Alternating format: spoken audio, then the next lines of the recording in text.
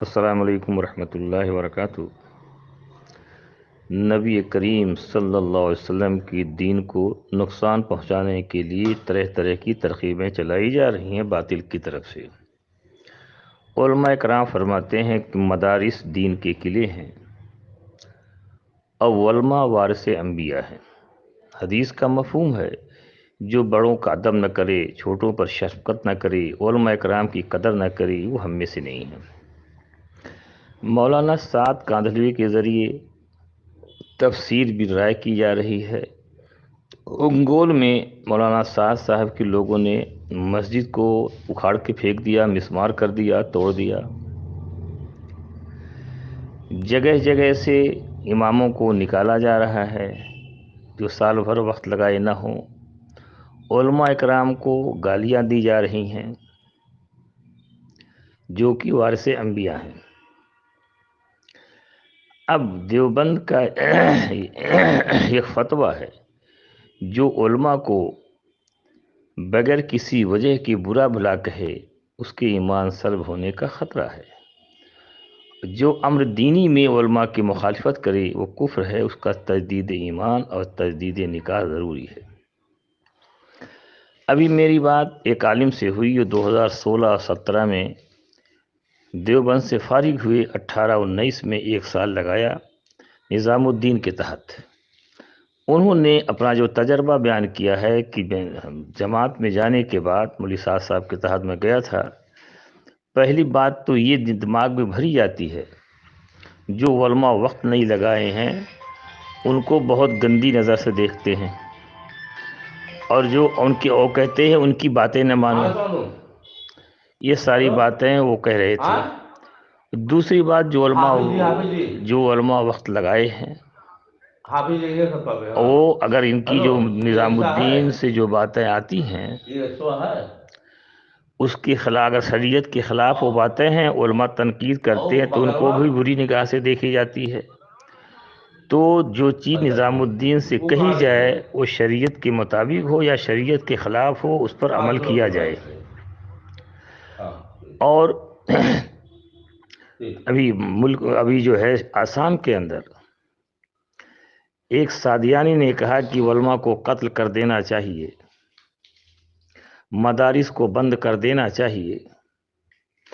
اس قسم کی باتیں میوات میں بھی ہوئی اور جگہوں پر بھی ہوئی، علماء کو مارا جاتا ہے، نکالا جاتا ہے۔ لیکن دین کی حفاظت اللہ جل شانہ امید ہے علماء ہی کے ذریعے کریں گے۔ دارالعلوم دیوبند نے یہ فتویٰ دیا۔ تو اب دارالعلوم کے فتوے، اب وہاں پر آسام کے اندر جب انہوں نے کہا کہ علماء کو قتل کر دینا چاہیے، مار دینا چاہیے، اور جو آدمی مولانا سعد کے خلاف فتویٰ دے گا وہ پیٹ العلوم ہوگا، تو نہیں دیوبند کو یہ پیٹ العلوم کہہ رہے ہیں، دماغ اتنا ہے۔ اور نظام الدین سے جو باتیں کہی جائیں گی وہی بات چلے گی، چاہے وہ قرآن حدیث کے خلاف ہو چاہے قرآن حدیث کے موافق ہو۔ تو آسام کی علماء ابھی 3 دن پہلے 500 علماء اکٹھا ہوئے اور ان لوگوں نے کہا کہ پانی اب حد سے سر سے اوپر ہو چکا ہے۔ ان علماء نے فیصلہ کیا کہ جنہوں نے یہ کہا ہے کہ علماء کو قتل کر دینا چاہیے، ان میں دارالعلوم دیوبند کا فتویٰ سنایا گیا اور ان سے کہا گیا کہ آپ نہائیے، پھر سے کلمہ پڑھیے، اس لیے کہ دیوبند کا فتویٰ ہے جو امر دینی میں علماء کی مخالفت کرے وہ ایمان سے نکل گیا، لہذا آپ تو کلمہ پڑھیے اور اپنی بیوی کا تجدید نکاح کیجیے۔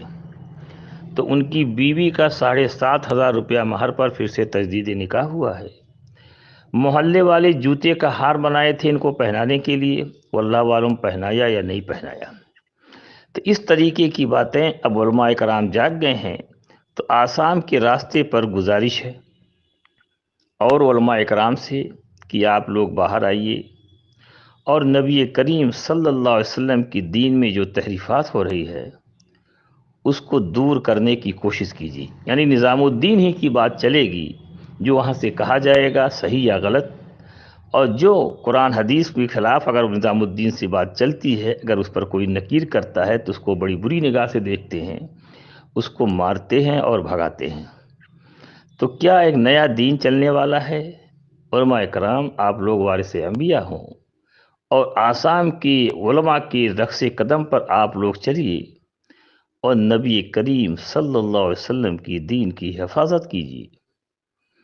آپ کے ذمے یہ بہت بڑی ذمہ داری ہے، چاہے مولوی سعد ہوں یا دنیا کا کوئی عالم ہو، اگر وہ شریعت کے خلاف چلتا ہے تو اس کی دفاع کرنا، اس کو صحیح کرنا، یہ آپ کی ذمہ داری میں سے شامل ہے۔ لیکن آپ نے اگر مداہنت اختیار کیا، خاموشی اختیار کیا، تو خدا کے ہاں بچیں گے نہیں۔ دنیا بہت چند روزہ ہے، لہذا گزارش ہے اب علماء جاگ گئے ہیں اور آسام کی علماء کے نقش قدم پر عمل کرو، تاکہ حضور اکرم صلی اللہ علیہ وسلم کے دین میں جو تحریفات ہو رہی ہے وہ ختم کی جائے۔ امید ہے آپ لوگ ایسا کریں گے۔ فقط والسلام۔ ہاں، ابھی انہوں نے جو میں نے کہا انگلوں کی مسجد میں مسمار کر دیا، ریاض الجنہ جو دھلیاوی مدرسہ تھا اس پر قبضہ کر دیا۔ تو دین کے جو بھی ذرائع ہیں مسجدوں مدرسوں میں خرچ کرنا، یہ دین کا خیر کے کاموں میں سے شامل نہیں ہے۔ بیواؤں پر خرچ کرنا یہ خیر کے کاموں میں سے شامل نہیں ہے۔ اور قرآن کی حدیث میں قرآن کی تفسیر میں تحریف کر رہے ہیں، تفسیر بھی رائے کر رہے ہیں، دارالعلوم کہہ رہے ہیں۔ اگر آپ لوگوں نے نہ روکا تو آگے چل کے دین میں بہت بڑی نقصان ہوگا۔ ہم امید کرتے ہیں علماء اکرام سے کہ آپ لوگ وارث انبیاء ہو اور دین کی تحریفات سے بچاؤ، کیونکہ مولانا سعد کاندھلوی کے بارے میں دارالعلوم کہہ چکا ہے، اہل سنت والجماعت سے ہٹ کے ایک الگ جماعت بنا رہے ہیں اور اپنے اکابر کی مسلک اور مشرف سے ہٹ کے ایک نئی جماعت بنا رہے ہیں۔ جیسا کہ آسام والوں نے کہا کہ امر دینی میں علماء کی مخالفت کرنا، نکاح ٹوٹ جائے گا، تجدید ایمان بھی ضروری ہے، تجدید نکاح بھی ضروری ہے۔ تو جو لوگ دارالعلوم دیوبند کی فتوی کی مخالفت امر دینی کے خلاف کر رہے ہیں، سوال علماء کرام سے ہے ان لوگوں کا نکاح ٹوٹا یا نہیں ٹوٹا، اور ان لوگوں کو تجدید نکاح اور تجدید ایمان کرنا پڑا گا کہ نہیں پڑے گا۔ آسام میں انہوں نے نکاح بھی پڑھوا دیا اور تجدید ایمان بھی کرا دیا۔